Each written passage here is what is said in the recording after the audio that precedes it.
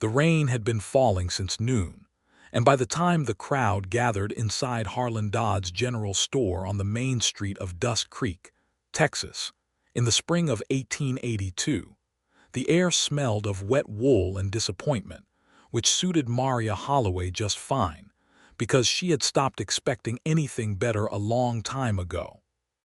She stood at the far end of the makeshift stage that Harlan had assembled from 2 sawhorses and a pair of wide pine planks, and she held her hands clasped in front of her the way her mother had once told her a lady always should, even when the world was being unkind.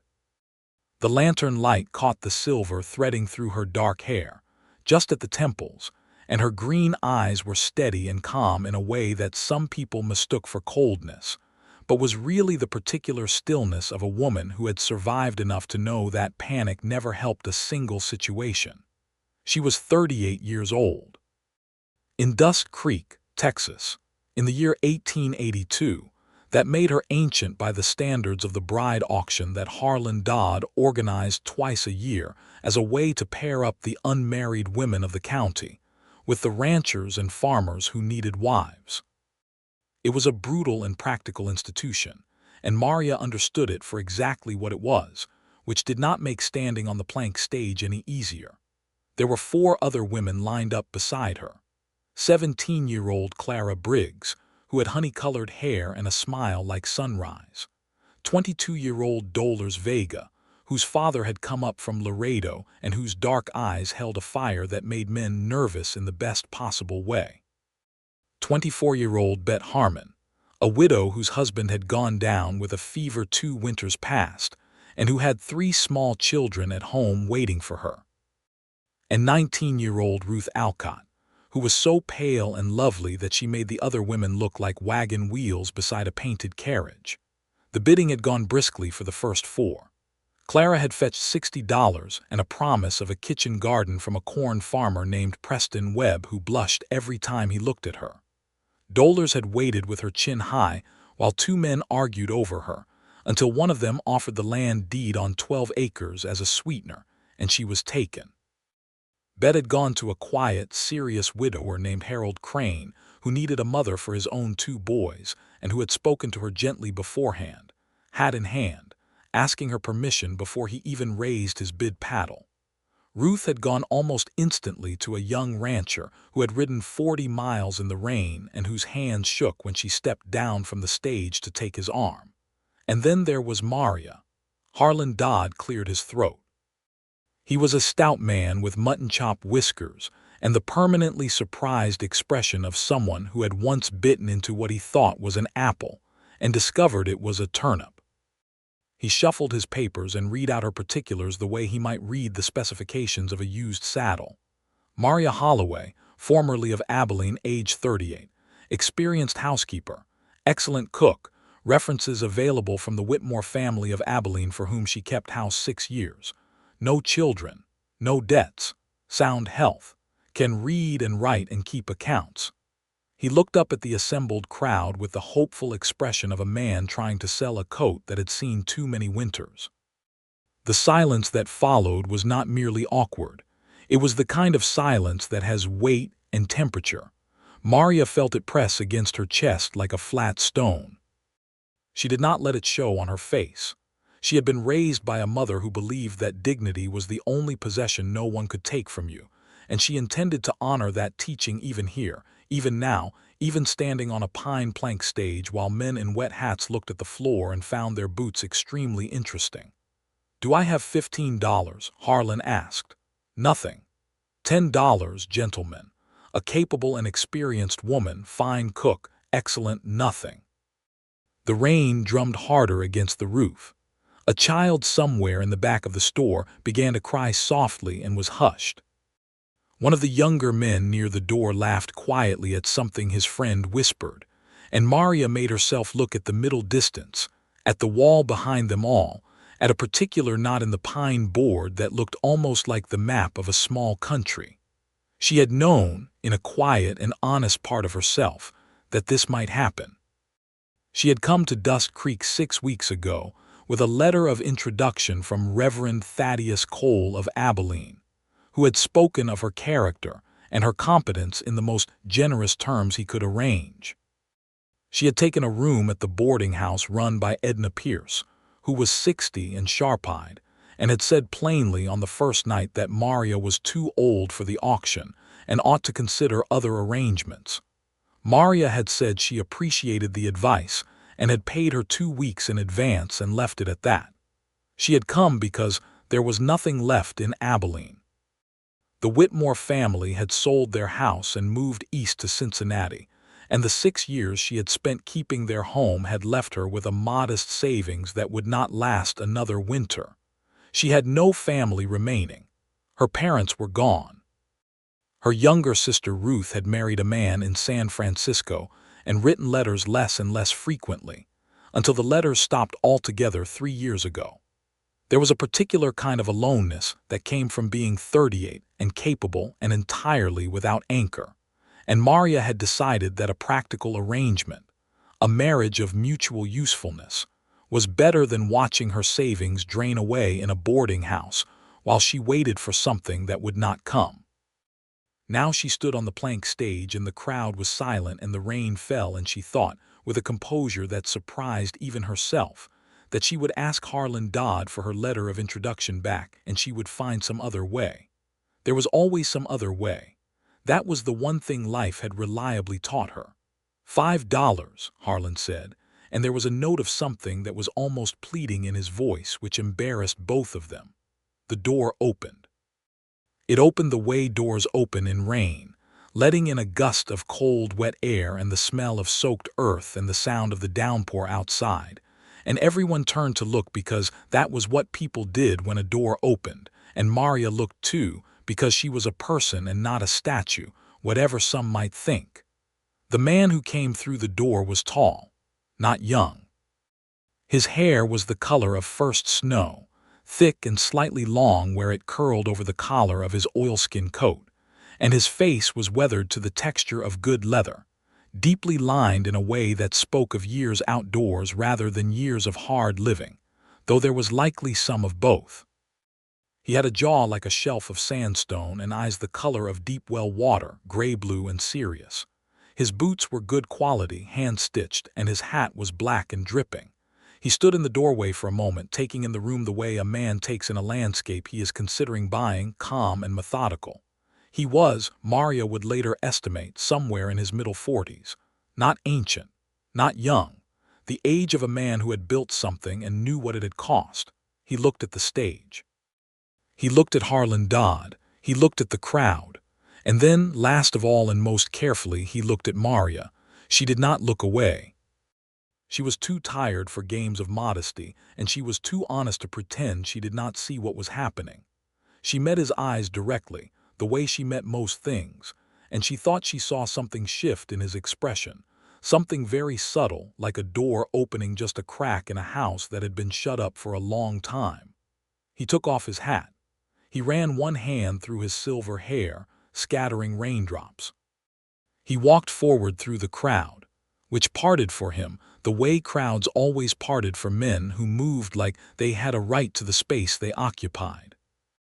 He stopped in front of Harlan Dodd and he looked up at Maria again, and he said, in a voice that was low and measured and carried the particular authority of a man not accustomed to being ignored, "What are the terms?" Harlan blinked.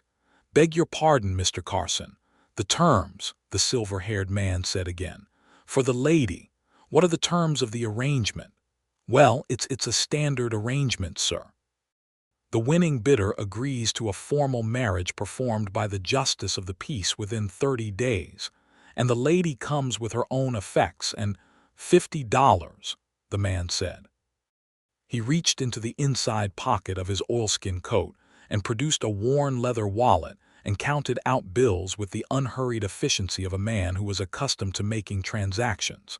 $50, and I will not be waiting 30 days. I will need to speak with the lady privately before any arrangement is formalized, and if she finds the terms acceptable, then we can proceed." The room was entirely silent. Even the rain seemed to pause for a breath. Maria looked at this man, this Levi Carson, who had walked in from the rain and offered $50 for a woman that the entire assembled population of Dust Creek, Texas had not thought worth five, and she felt something she had not felt in a very long time and could not immediately name. Harlan Dodd looked at his papers. He looked at the money. He looked at Maria. "Ma'am," he said carefully, "this would be Mr. Levi Carson of the Silver Creek Ranch, which is, well, it's one of the largest cattle operations in the county, and he's a—" "Thank you, Harlan," Levi Carson said, not unkindly. "I believe the lady can form her own opinion without the endorsement." He looked up at Maria, and his expression was carefully neutral, but his eyes were not neutral at all, and he said, "Would you be willing to give me a few minutes of your time, ma'am? I have a proposal to make that I'd like to make properly, if you'll allow it." Maria Holloway stepped down from the pine plank stage without assistance, because she had never needed assistance stepping down from anything, and she said, "I have time." The private portion of the store that Harlan Dodd used as his office was small and smelled of tobacco and ledger paper, and the faint ghost of coffee. There was a single lantern on the desk and two chairs that had seen better decades and a window against which the rain pressed steadily. Maria sat in one chair and Levi Carson sat in the other, and he turned his hat in his hands once slowly, which was the first sign she had seen that he was not entirely at ease. "I want to be straightforward with you," he said. "I don't have a talent for anything else and I'm too old to learn." "I appreciate that," Maria said. "My name is Levi Carson. I own the Silver Creek Ranch, which is 12 miles north of here. I have 1,200 head of cattle, 6 full-time ranch hands, a cook named Buster who is 60 years old and ornery, and a house that has not been properly managed since my wife died 4 years ago." He paused. He looked at his hat. "Her name was Alice. She died of pneumonia. I'm not asking you to replace her or to pretend she didn't exist. I want to be clear about that." "I am not in the habit of pretending," Maria said. Something that might have been the beginning of a smile moved across his face and then settled back. "I need a capable partner. Someone who can manage a house, keep accounts, deal with suppliers when I'm out on the range, and who won't be miserable at Silver Creek. It's not a small operation and it is not a lonely posting if you don't mind hard work and open country. But I won't pretend it's easy." "I haven't been looking for easy," Maria said. "I've been looking for honest."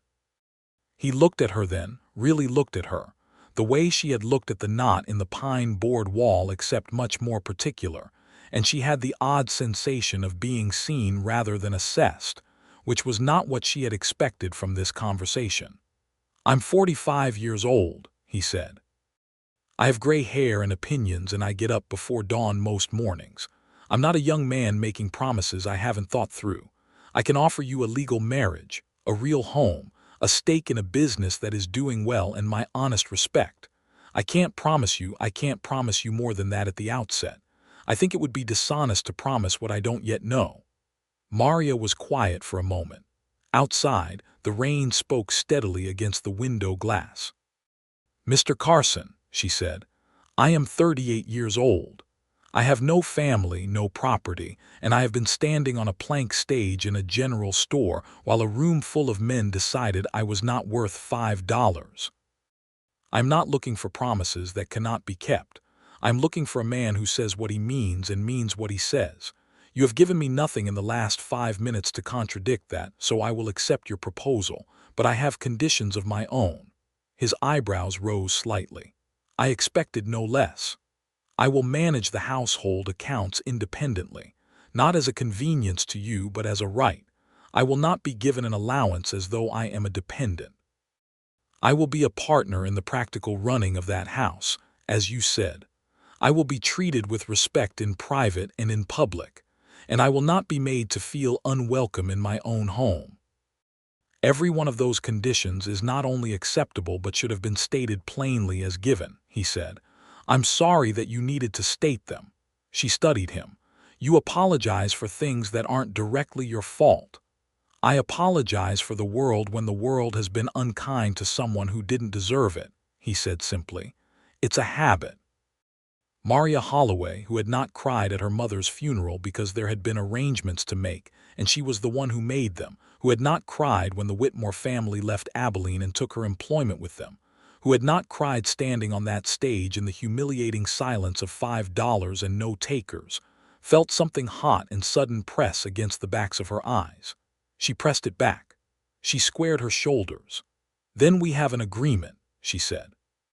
They went back out into the store, and Levi Carson paid Harlan Dodd his $50 and signed whatever papers needed signing, and Maria signed them too in her clean, firm handwriting. And then they stood on the porch of the general store in the rain and looked out at the main street of Dust Creek, which was a river of mud in the April downpour. "I have a wagon," he said. "I have a trunk at the boarding house," she said. "We'll get it," he said. They walked through the rain together, not speaking much, and Maria thought that, for a beginning that had been about as undignified as any beginning she could imagine, this felt surprisingly like solid ground. The boarding house was only 3 buildings down, and Edna Pierce opened the door before they knocked, because Edna Pierce always knew everything before it happened and had probably been watching through her parlor window for the past half hour. She looked at Levi Carson with sharp, knowing eyes and then looked at Maria with an expression that combined surprise and something like relief. "Well," Edna said, "I did not expect that."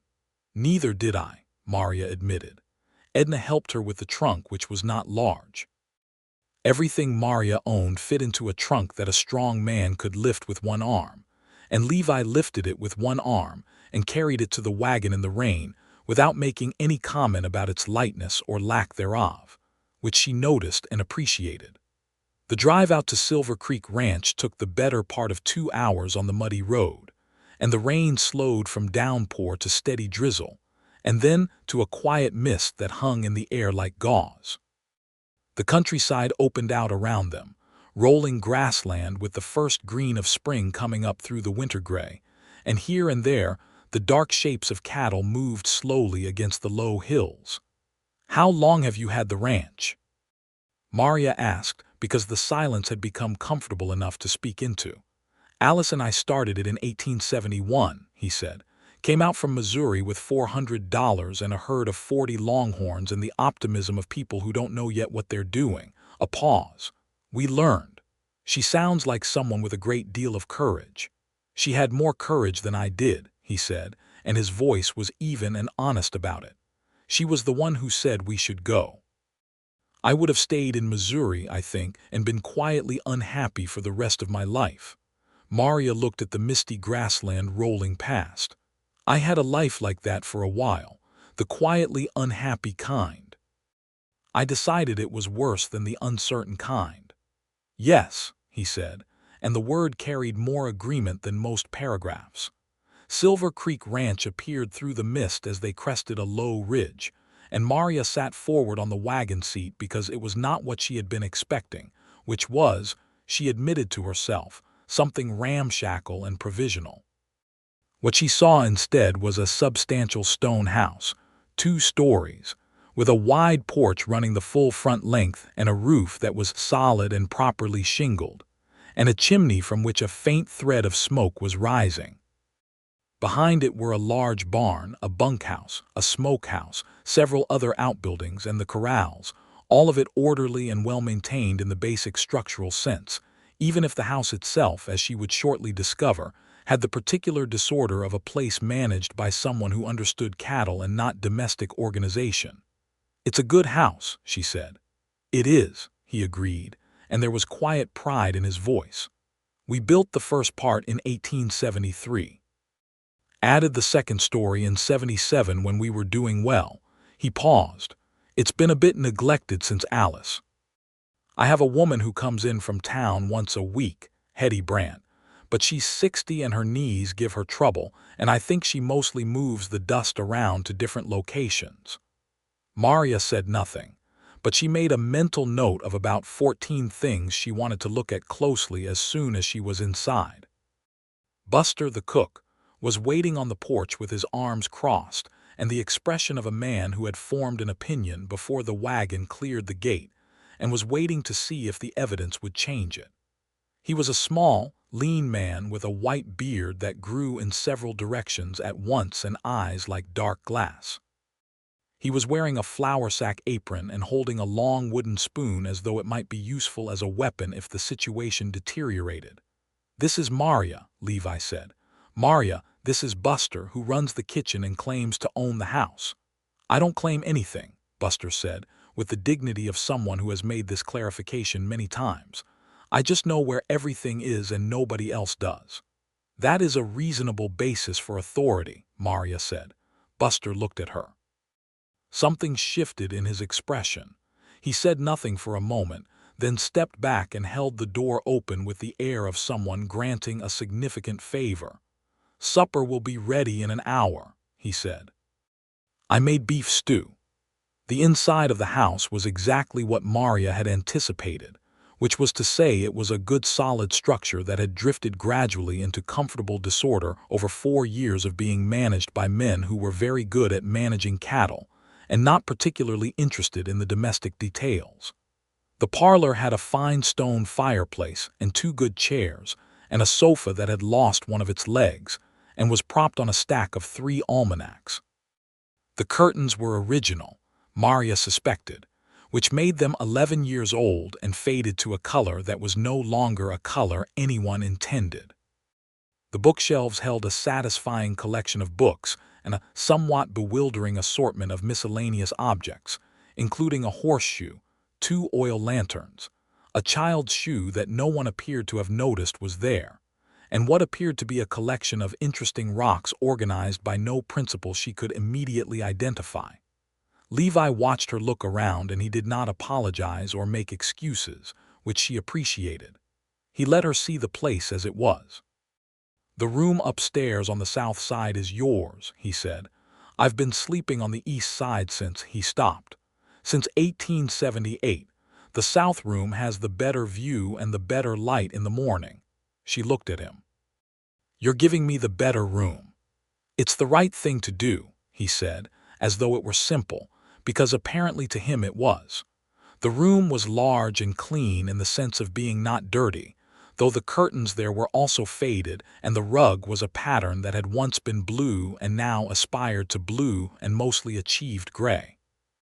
But the bed was solid and the mattress was good, she could tell from pressing her hand to it, and the window looked south over a sweep of grassland that ran to a line of cottonwoods along the creek, and in the misty evening light it was genuinely beautiful. "I'll need some things for the house," she said. "When I can get to town, I'll make a list." "Take the wagon whenever you need it," he said. "Or I'll drive you if you prefer." "I can drive a wagon," she said. "I didn't doubt it for a moment," he said. He left her to settle in, and she stood in the doorway of her room for a moment, looking at the view, and thought about the day that had passed. She thought about the pine plank stage and the silence and the $5 insult and the man who had walked in from the rain.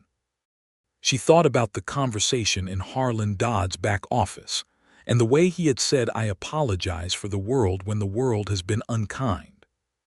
She thought about the fact that she was in a strange house that was now, in some legal and practical sense, hers, with a man she had known for 4 hours. She unpacked her trunk. The days that followed were full and purposeful, which was the condition Marya Holloway had always found most agreeable.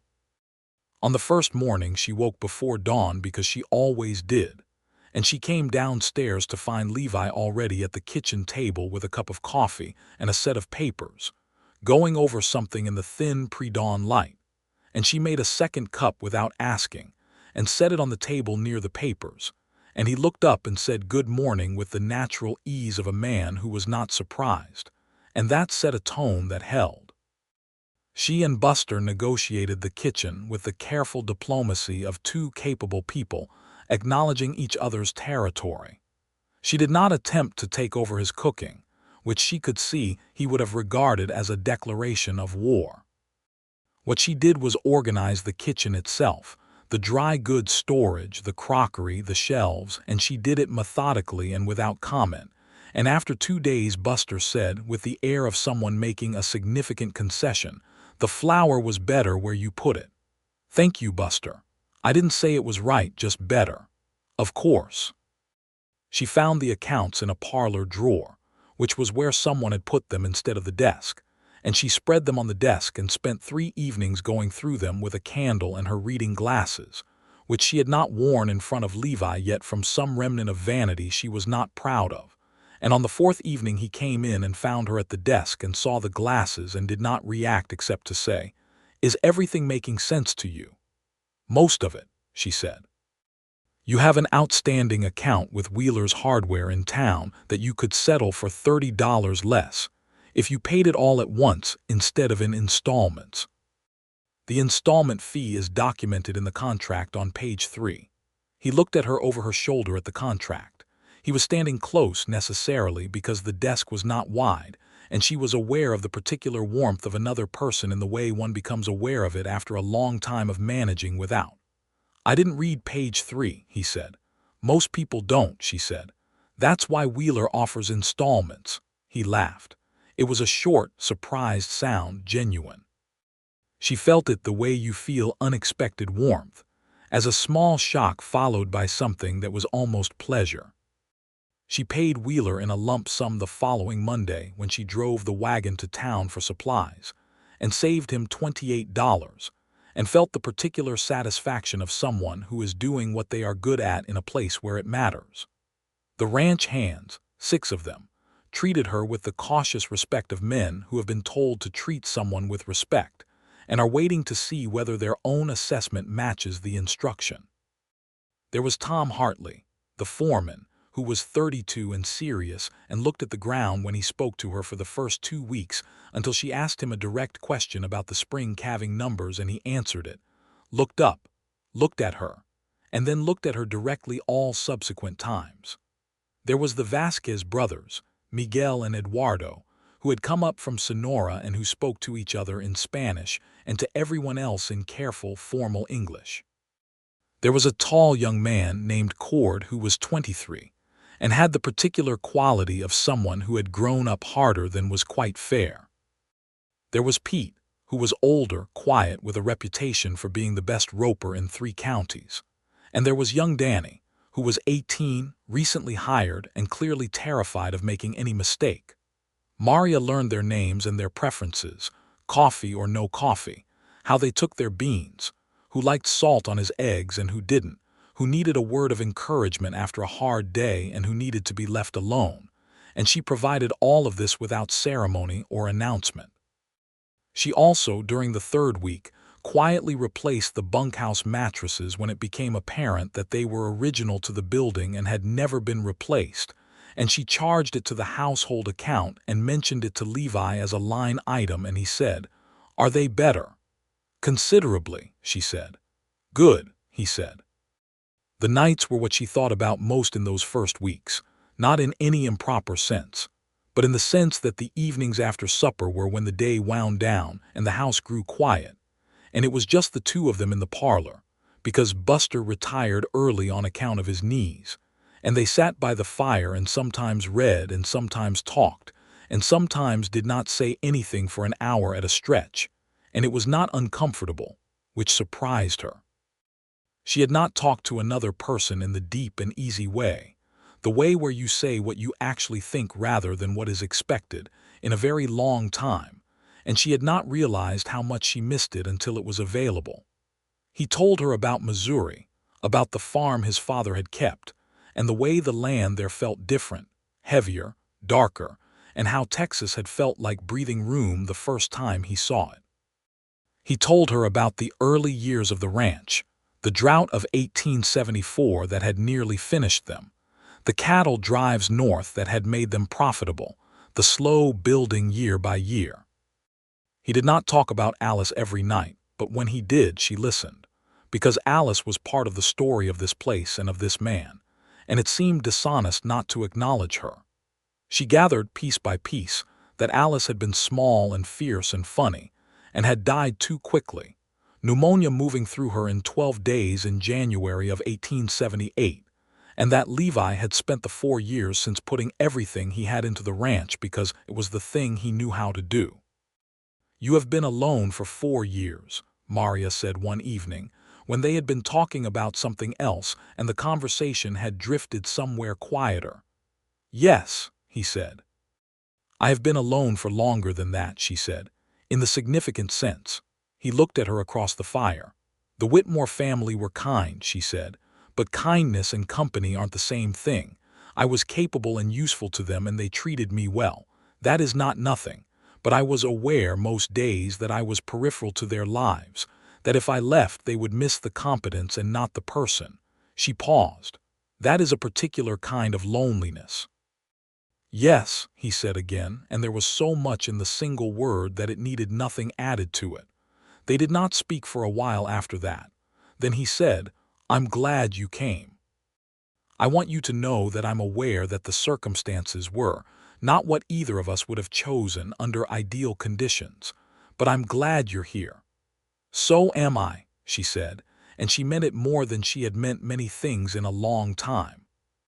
The justice of the peace came to Silver Creek at the end of April.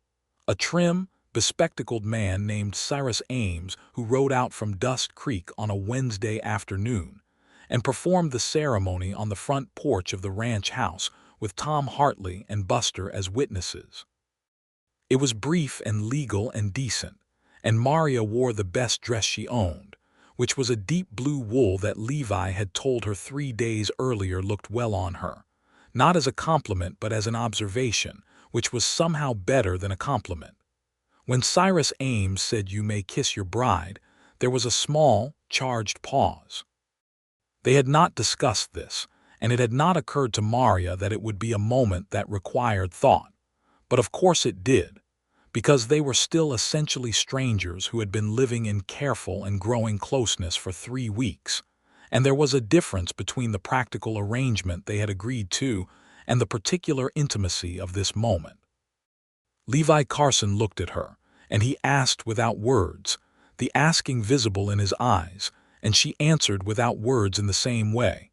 And he leaned forward and kissed her gently on the cheek, and his hand came up briefly to hold her elbow, and the warmth of it went through her like the first fire in an October hearth. She was a married woman. She was Maria Carson, though she kept Holloway in her mind as well, as a record of who she had been before, because that woman deserved to be remembered. May arrived and brought with it the full business of spring on a cattle ranch, and Maria discovered that her definition of what was required of a ranch manager's wife was expanding considerably. She had expected to manage the house, and she did that thoroughly, rehanging curtains with fabric she had ordered from Dust Creek, replacing the 3-legged sofa with a proper one, when a chance came to buy a good one from a family that was moving on, reorganizing the pantry, the linen closet, the cellar. But she also found herself, by natural increment, taking on more. When the supplier from Lubbock came to discuss the hay contract, Levi was out on the South Range, and the man was not inclined to wait, and Maria received him in the parlor and negotiated the price herself. And when Levi came in that evening and she explained what terms she had agreed, he was quiet for a moment in a way she had learned to read as him processing something that had exceeded his expectations. "That's $15 less per ton than we paid last year," he said. "He started higher," she said. "I started lower. We met in the middle, which was still below your usual price." I had the last 2 years of receipts in front of me and he knew I had them. "Maria," he said, "yes, you are formidable." She felt warmth rise in her face and was annoyed by it and then decided not to be. "I am practical," she said. "Yes," he said, "formidably so."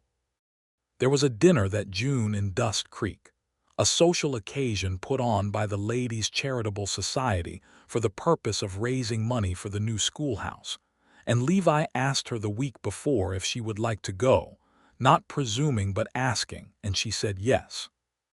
They went together in the good wagon, him in his best coat and hat, and her in the blue dress that she had since found actually did look well on her when she stopped resisting the evidence of the mirror.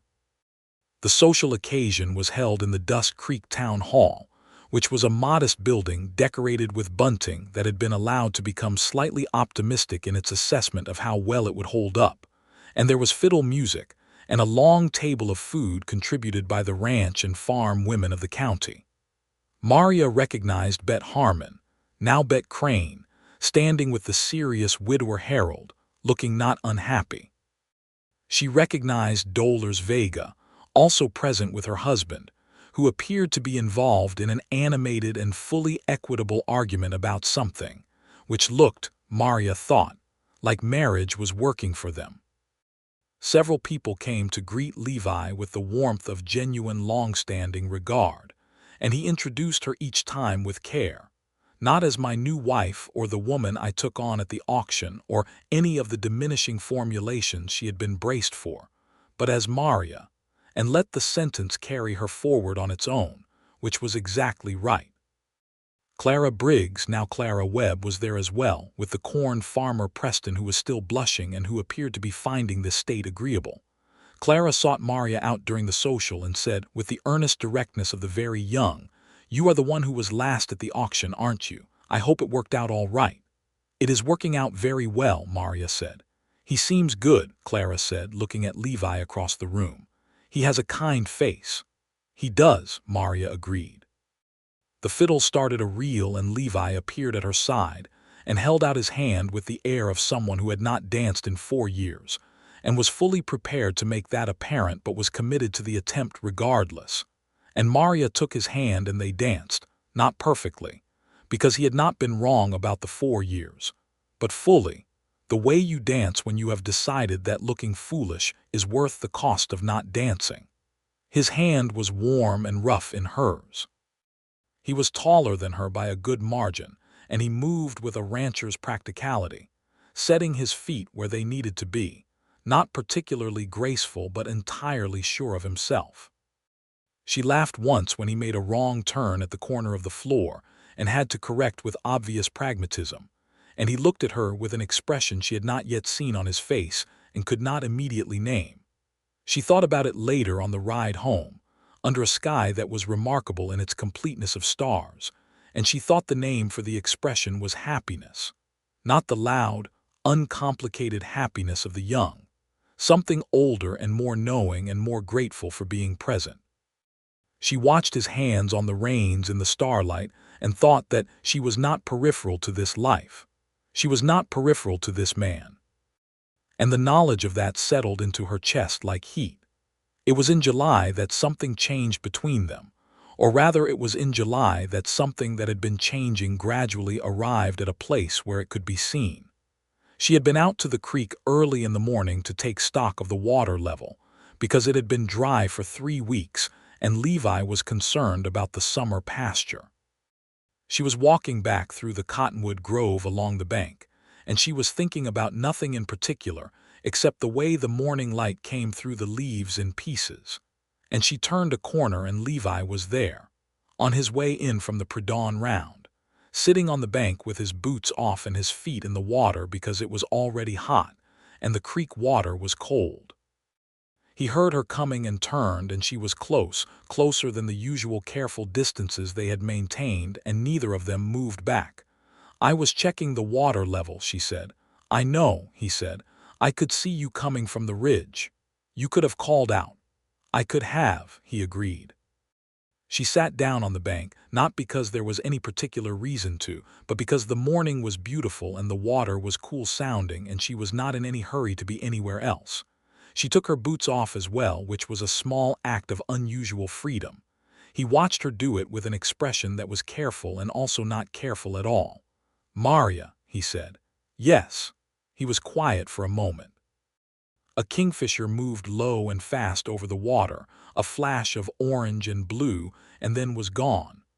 "I want to say something, and I want to say it honestly," he said. "That is the only way I would receive it," she said. "When I walked into Harlan Dodd's store that night," he said, "I had been out on the South Range for 4 days and I was heading home and the rain started and I thought I'd stop in for coffee and wait it out. I was not looking for anything. I had told myself for 4 years that I was all right, that the ranch was enough, that I didn't need." He stopped. He looked at the water. "And then I saw you standing on that stage and the room was silent and you were not looking at anyone as though you needed them." You were looking at the wall behind everyone's head with the composure of someone who had decided the wall was more interesting than the lot of them, and I thought." He stopped again. "What did you think?" she asked quietly. "I thought that someone should say something to this woman that was worth her time," he said. "I thought she deserved better than silence." Maria looked at the creek. A cottonwood leaf let go and drifted down onto the water, and the current took it. "And now?" she asked. "Now I think," he said, and his voice was lower, more deliberate, "that I have been fortunate in a way I did not earn. I think that I come home in the evenings in a way that I have not come home in 4 years, with the feeling that there is something to come home to. I think that you are the most capable and honest person I have ever shared a house with, and I think that somewhere in the last 3 months I have gone from being grateful for a practical arrangement to being." He turned to look at her, and the word came out simply and with full conviction. "In love with you. And I thought you should know, because I don't want to build anything on a foundation that hasn't been stated plainly." Maria Holloway, who had stood on a plank stage and been told by the silence of a room that she was not worth having, who had been alone for so long that she had rebuilt her sense of herself around competence and practicality and the quiet dignity of not needing, sat beside this silver-haired man in the morning light of a Texas summer, and felt the architecture of that long defense come apart with a gentleness she had not anticipated. "Levi," she said. "Yes. I have been trying to decide whether what I feel is gratitude or something more than gratitude for about 6 weeks," she said. "I have been conducting the analysis with more thoroughness than is probably reasonable." "And what did the analysis conclude?" She turned to look at him. "That I am not a woman given to grand romantic feelings, and that what I feel for you is therefore not grand or romantic in the theatrical sense, but it is real and it is deep and it is—" She stopped, because she was not accustomed to saying this kind of thing, and it required something from her. "It is the most significant thing I have felt in a very long time, possibly the most significant thing I have ever felt. And I find that I am not frightened of it, which surprises me, because I was sure I would be." He reached out and took her hand, there on the bank of Silver Creek in the July morning, and he held it with the same quiet certainty with which he did everything. And she felt the warmth of his hand and did not pull away, and they sat there together while the creek moved past and the cottonwoods shifted in the warm breeze. "All right," he said. "Not all right as in it's fine or all right as in I acknowledge what you said, but all right as in now we know and now we can go forward," which was the way he said most things. She leaned her head against his shoulder, which was not something she had done before, and he adjusted his weight slightly to make room for her, which was the most natural and unremarked thing in the world, and they sat there in the morning light for a while before duty called them back. The summer of 1882 was hot and dry and demanding, and there were difficulties enough to test any arrangement. The water shortage on the South Range became serious by August, and Levi rode for 3 days with the hands to dig out a secondary water source and got back sunburned and short of sleep.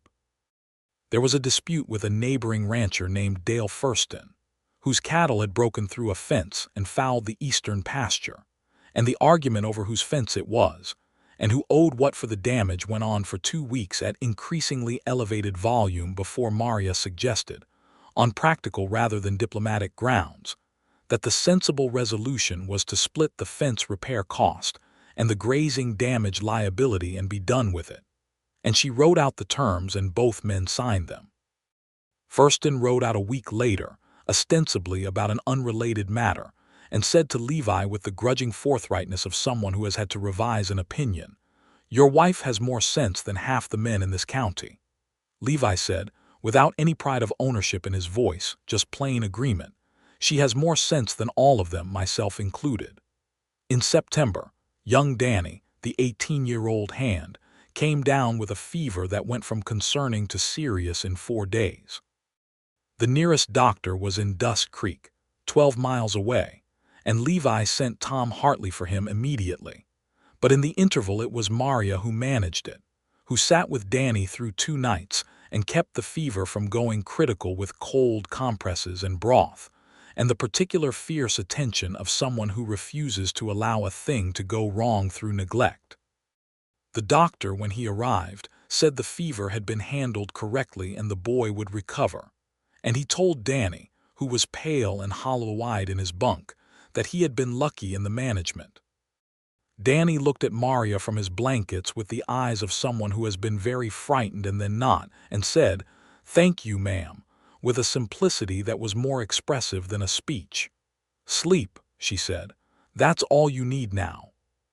Cord, who had watched the whole business from the bunkhouse doorway because he had a stoicism that didn't quite cover how much he cared about his youngest colleague, caught Maria's arm as she was heading back to the house after the second night and said, with the careful dignity of a man for whom words don't come easy, "He would have gone without you." "He wouldn't have," she said, "but I'm glad we didn't test it." October arrived with the first real color in the cottonwoods and the air finally cooling after the long hot summer, and with it came a letter for Maria from San Francisco. She recognized the handwriting on the envelope immediately, though she had not seen it in 3 years, and she stood on the porch in the October light and held the letter for a moment before opening it. It was from her sister Ruth. Ruth wrote that she had heard, through the circuitous path of mutual acquaintances, that Maria had married and was in Texas, and she wrote with the slightly formal and apologetic tone of someone who knows they have let time and distance build into walls and is not entirely sure they deserve the chance to take the walls down. She wrote that her husband David was well and that they had 2 children now, a boy of 5 named James and a girl of 3 named Clara, and she wrote that she missed her sister and was sorry for the silence and asked if there was any possibility that they might resume a correspondence.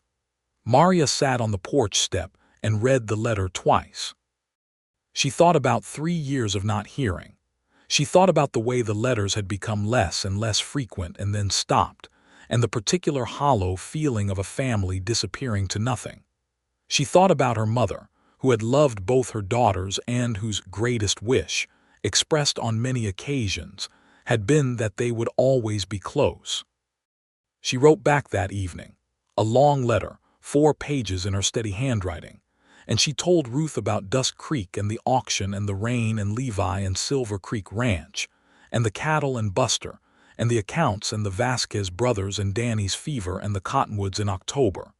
And she wrote that she was genuinely happy, and she wrote that she forgave the silence because she herself had not written either and they were as bad as each other, and she wrote that yes, she wanted very much to resume a correspondence, and she would like to know James and little Clara if the opportunity ever arose.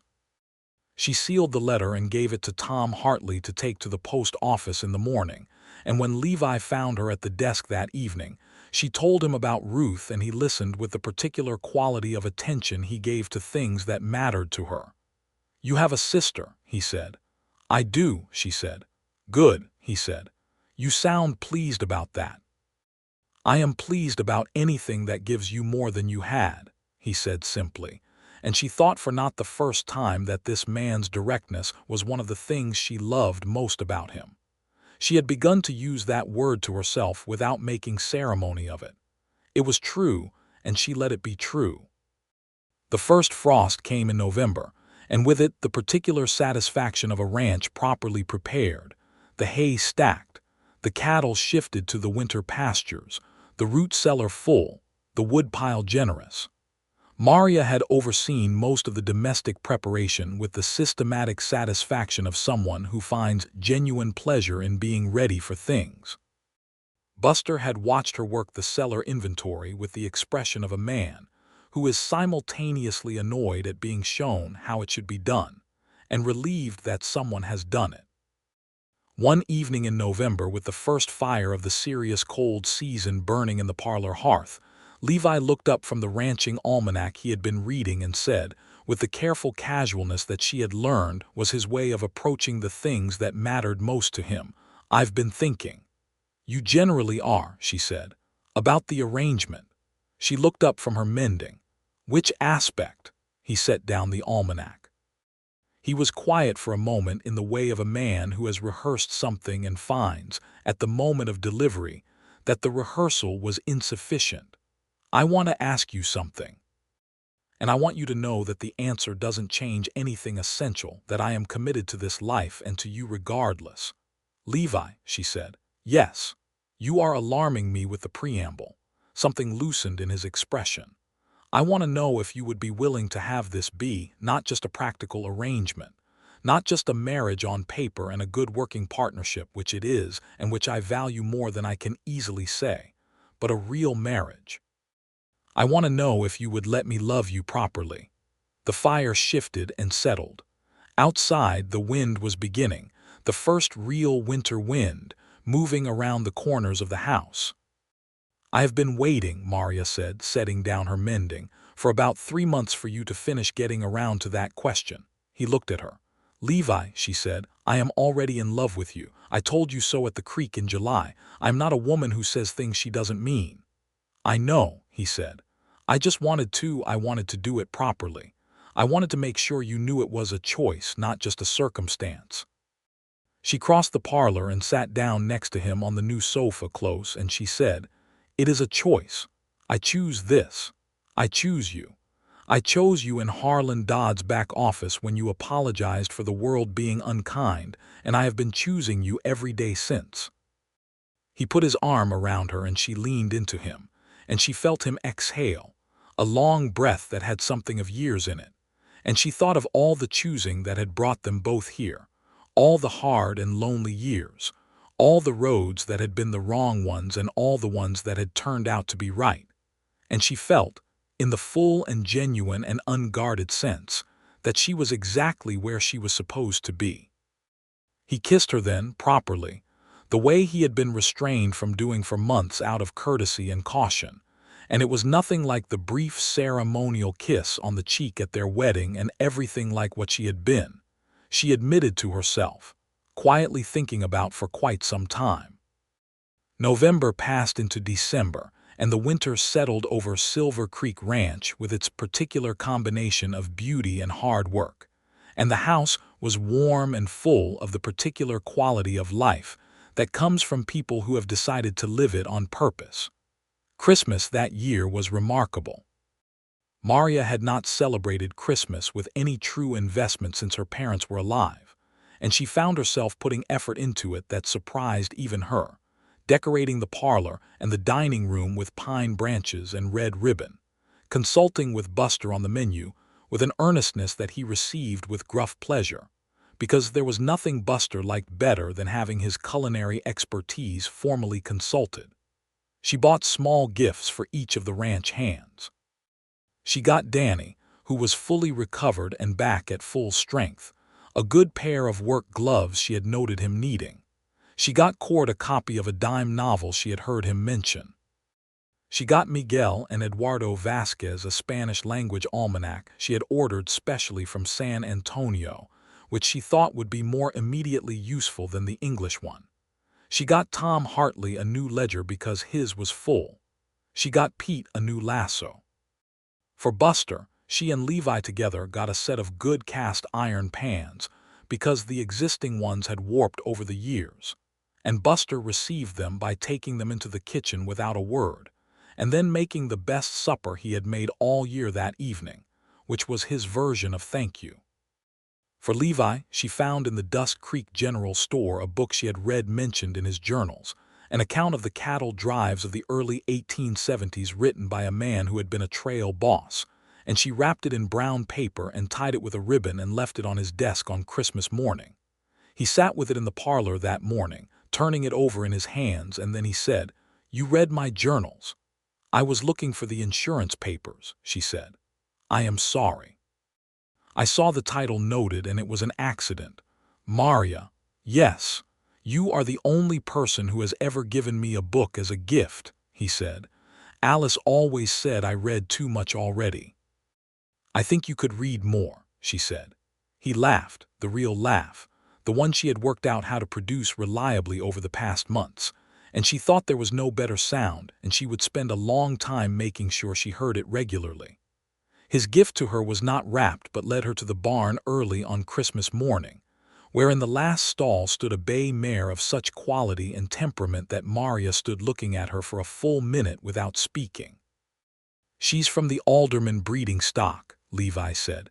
"The best horses in the county. I had her on order since October. I thought a woman who manages a ranch the way you do deserves a horse of her own, not a borrowed one." Marya put her hand out and the mare came to it without hesitation, warm breath and a soft muzzle against her palm. "What will you name her?" he asked. Marya thought about this. "Halcyon," she said. "That is a large name for a horse." "She is a large-natured horse," Marya said. He laughed again and she thought, yes, this is it. This is the life. January brought something unexpected in the form of news from town. Harlan Dodd, at a supply run, pulled Tom Hartley aside with an air of the informational, and the information came back to Marya via Buster, who had heard it from Tom, which was the usual chain of communication on the ranch. The information was that a man named Garrett Holly, who had been at the bride auction in April, who had been one of the young men near the door who had laughed when Harlan was trying to get $5, had told people in the saloon that Levi Carson had been robbed, that he had paid $50 for an old woman that no one else had wanted for a nickel, and that Carson must have gone soft in the head. Marya heard this and was quiet for a moment and then put it aside and said, "Pass the salt, please, Buster." Buster passed the salt and then said, with the considered dignity of a man who rarely intervenes in things that are not his kitchen, "A man who talks about women in saloons is a man telling you what he is." "That is correct," Marya said. She did not tell Levi. She thought she did not need to. But 2 days later, Tom Hartley mentioned it to him in passing, because Tom was loyal and thought Levi should know, and that evening Levi came in from the barn with an expression that was very controlled in a way that was specific. "I heard about Garrett Holly," Marya said. "Tom told me." "It's not worth your time," she said. "It's not a matter of being worth my time," he said. His voice was even, but there was something underneath it. "It's a matter of someone speaking about you with disrespect, and I intend to say something about that." "Levi," she said. "I am not going to do anything improper," he said, reading her expression with the accuracy of someone who has been paying close attention for 8 months. "I am going to have a conversation, with words. See that it stays at that level. I am 45 years old," he said. "I resolve things with words." He rode to town the following day and had his conversation, and whatever the conversation contained, Garrett Holly was not heard to speak about Marya Carson in any subsequent gathering. And when Marya asked Levi that evening what had been said, he told her he had explained, with the patience and completeness of a man laying out an unambiguous set of facts, that Marya was his wife and his equal partner, and his personal conviction was that she was worth more than every man who had been silent in that room, including himself, and that anyone who felt differently was welcome to explain their reasoning to his face at any time. "You told him I was worth more than you," Marya said. "It's true," he said. "That is not what you are supposed to say. I told you I was not good at anything other than honest." She crossed the room and took his face in her hands, which was not something she had done before in that particular way, and she looked at him for a moment and then kissed him properly, which left them both with the particular windedness of a thing that had been done right. "You are worth considerably more than you give yourself credit for," she told him. "I'll defer to your accounting," he said. February brought a letter from Ruth that was warmer and longer than the first, with a sketch done by James of what was labeled, in uncertain 5-year-old printing, MYFAMILY, and which Marya looked at for a long time before pinning it beside the window in the kitchen where she would see it every morning. Spring came again, a year from the rain-soaked evening of the auction, and with the spring came the realization, confirmed by the doctor from Dusk Creek on a mild April morning, that Marya was expecting a child. She was 39 years old. The doctor, a pragmatic man named Whitfield who had been delivering babies on the Texas frontier for 20 years, said she was healthy and strong, and that he saw no particular cause for alarm, and that she should eat well and rest more than she probably would and come to see him monthly. He said it in the unvarnished way of a frontier doctor who knew that his patients preferred facts to reassurance. Maria sat with this information on the porch when the doctor had gone and watched the spring cattle moving in the pasture and felt something that she had no adequate word for and didn't try to find one. She told Levi at supper. She simply said it plainly because that was how they said everything, and he set down his fork and was still for a moment that felt long, though it was probably only a few seconds. Then he said, How are you?" "I'm well," she said. "I'm genuinely well. The doctor, he sees no particular concern. I am healthy. He will monitor everything carefully." She paused. "How are you?" He was quiet again, and then the expression she had been watching for arrived on his face, the one she had named in October as happiness, but larger now and deeper and less contained. "I am," he said, and his voice was somewhat unsteady in a way she had never heard it and loved immediately, "more grateful than I know how to say." "You don't have to say it," she said. "I know," he said, "but I want to. I am grateful for you and for this and for every wet evening in April that ever sent me into Harlan Dodd's store."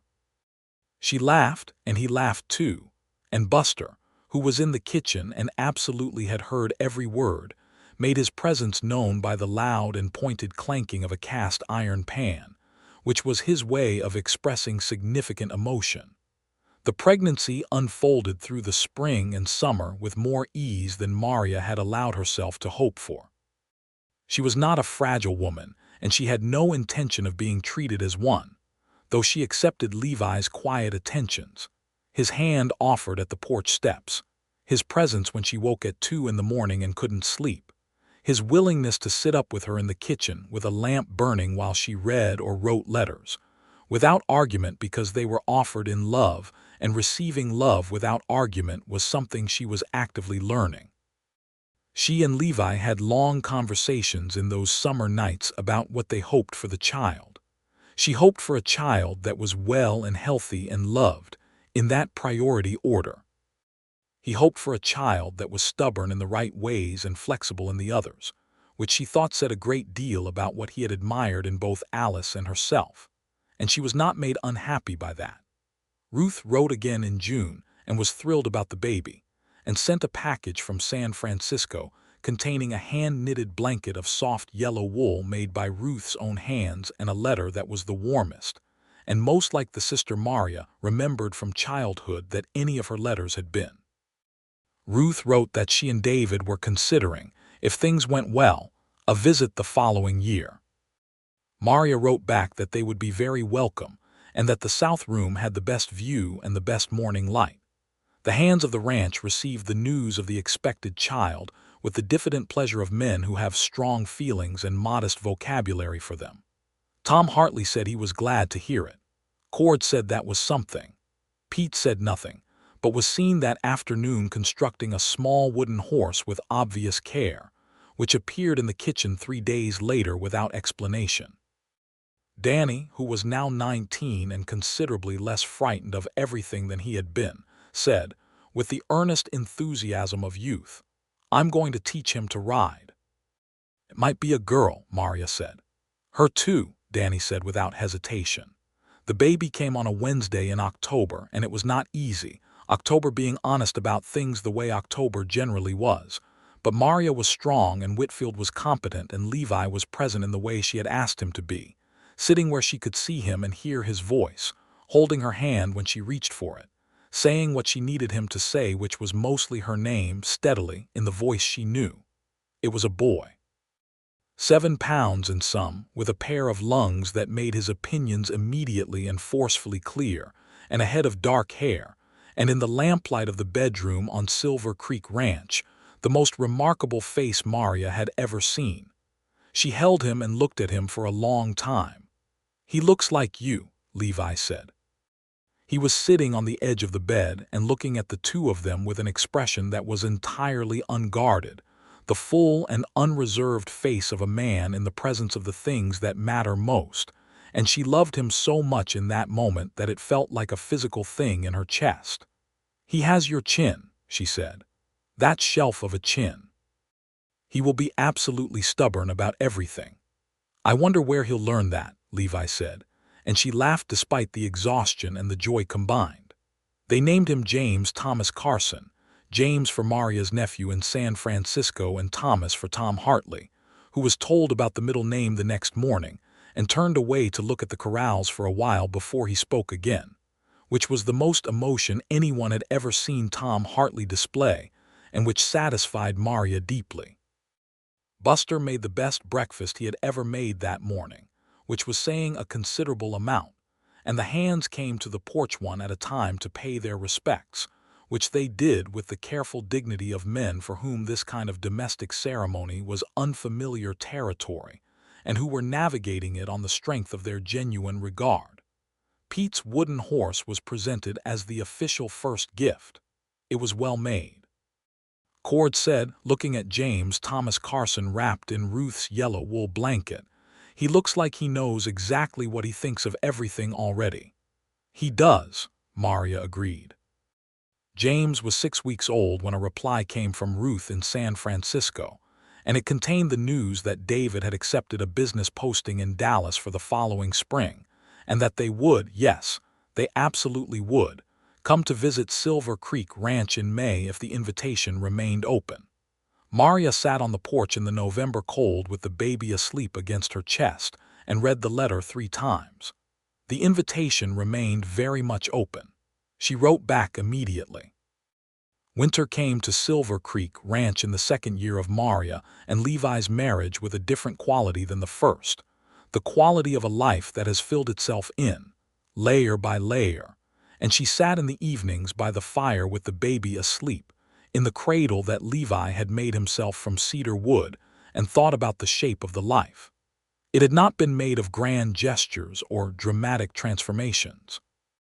It had been made of morning light and honest conversation, and the systematic improvement of a root cellar and a dance at the town hall, and a letter received and answered, and a hand held on a creek bank on a July morning. It had been made of $50 and a door opening in the rain. She thought sometimes, in the candid way she thought about most things, about the woman who had stood on the pine plank stage and looked at the wall and felt the weight of that humiliating silence. And she felt not pity for her but a particular respect. The respect you give someone who held steady when it would have been easier not to, who kept her dignity when the world was not offering much encouragement to do so. That woman had deserved better than that room had offered her, and she had gotten it, not because the world had relented, but because a silver-haired man had walked in from the rain and seen her plainly. Levi came in from the evening round and shed his coat at the door and came to the fire and looked at her and looked at the cradle and then came and sat beside her in the way he always did, close, settled, present. "Good day?" she asked. "Better now," he said. Outside, the winter wind moved around the house and the fire was warm and the baby breathed in his cedar cradle, and the pages of the book Levi had left open on the chair waited for him. And from the kitchen came the evidence of Buster's activity in the form of something that smelled of rosemary and warmth. "I've been thinking," Maria said. "You generally are," he said. "About writing to Ruth and suggesting she and David consider Dallas permanently rather than the posting on a temporary basis. Dallas is not so far from here. James could grow up knowing his cousins." Levi was quiet for a moment, the thinking quiet, the one she knew well. "That seems like a good idea," he said. "Family should be close when it can be." "You agree with everything I suggest," she said. "I agree with every suggestion you have made that was reasonable," he said, "and you have never made an unreasonable one." "That's not true. I suggested naming the mare Halcyon and you said it was a large name." "I said it was a large name," he conceded. "I did not say it was wrong. It suits her." "Everything I name suits eventually," she said. "It does," he agreed, and she felt him smile against her hair because he was close, because that was how they were now, and she thought about suit and fit and the particular grace of things that have found their proper place after a long time of being in the wrong one. In the spring, Ruth and David and little James and little Clara arrived by the new rail line into Abilene and came the rest of the way by hired wagon. And Maria was at the gate of Silver Creek Ranch when they arrived, and Ruth got down from the wagon before it had fully stopped, and they held each other in the April sunshine, and did not say anything for a long time because sometimes words are the least adequate thing, and you simply have to be present. David was a quiet, good man with an engineer's methodical mind, and he and Levi recognized in each other within the first evening the common quality of men who mean what they say, and the two of them were talking about water management in the dry season over the supper table with the ease of a long acquaintance. James, who was 6 now and interested in everything, took to the ranch with a velocity that alarmed Ruth and delighted the hands. He was led around the corral on Halcyon's back before his first full day was done, with Danny holding the lead and radiating pride. He asked Buster about every single thing in the kitchen with the relentless curiosity of a 6-year-old, and Buster answered every question with the seriousness due to someone who might become a cook. Clara, who was 4 and luminous, attached herself to Maria's baby James, who was now 6 months old and fully aware of the world and deeply interested in everything he could reach, with the proprietorial affection of an older child discovering a younger one. "My baby," she announced on the second day, and Maria and Levi exchanged a look across the kitchen that contained approximately 3 years of accumulated love and understanding in a single glance. The week of their visit passed too quickly, as such things do, in the way of good things that have been long awaited.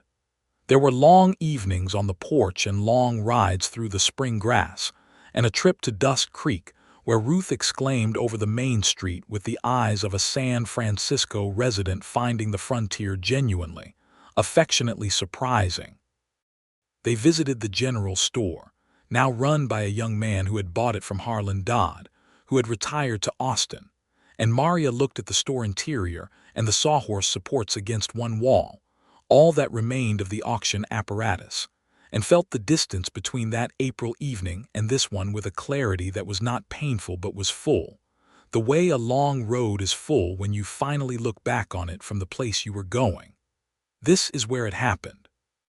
Ruth asked quietly, because Maria had told her the whole story in a letter and Ruth was not stupid. "Yes," Maria said. Ruth looked at the sawhorse supports and then at her sister's face and then at Levi, who was examining a display of tools with the deliberate tact of a man giving 2 sisters a moment. Ruth said, quietly and with complete sincerity, "I am so glad he came in from the rain." "So am I," Maria said. "Every day."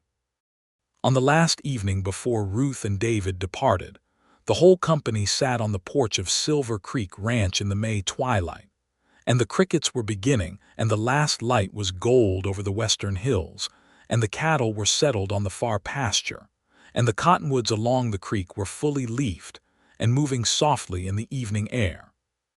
Baby James was asleep against Levi's chest, because he had taken to sleeping against Levi with the complete trust of someone who has correctly identified the most solid thing in the room. Young James and Clara were chasing fireflies in the yard with the inefficient ecstasy of children for whom this is the most important task in the world. Buster had brought coffee out, and then returned to the kitchen on the grounds that he had things to do, which was not true, but was his way of giving them the porch.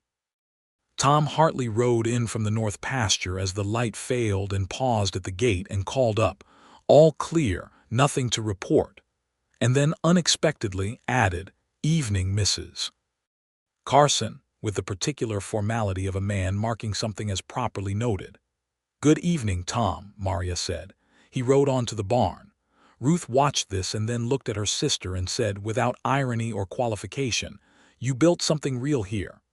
Maria looked at the house, the solid stone 2-story house with the full porch and the sound roof and the good chimney. She looked at the pasture and the cottonwoods and the creek. She looked at Levi with the sleeping baby against his chest. his silver hair catching the last light, his eyes resting on her with the expression she had named as happiness, and come to understand, was something larger than that word usually carried, the expression of a man for whom the present moment is not a waiting room for something else but the destination itself.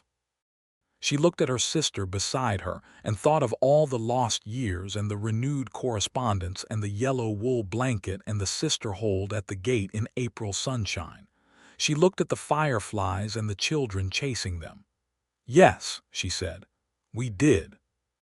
They held hands, she and Levi, the way they often did in the evenings, naturally, as if it were the obvious arrangement of two people who had decided that the available distance between them was more than required.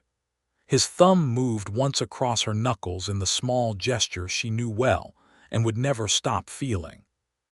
Ruth and David left in the morning with promises to write and to visit again at Christmas if the Dallas posting could spare them, and Maria stood at the gate and watched the wagon down the road until it turned the far bend and was gone, and then turned back to the ranch, to the ordinary, extraordinary life of it. The accounts on the desk and the cattle to manage and the baby growing by the day and the spring work that was always waiting and Buster's coffee in the kitchen and Halcyon in the barn waiting for the morning ride. Levi was at the gate beside her. "All right?" he asked. "All right," she said. "Not all right as in fine or all right as in good enough."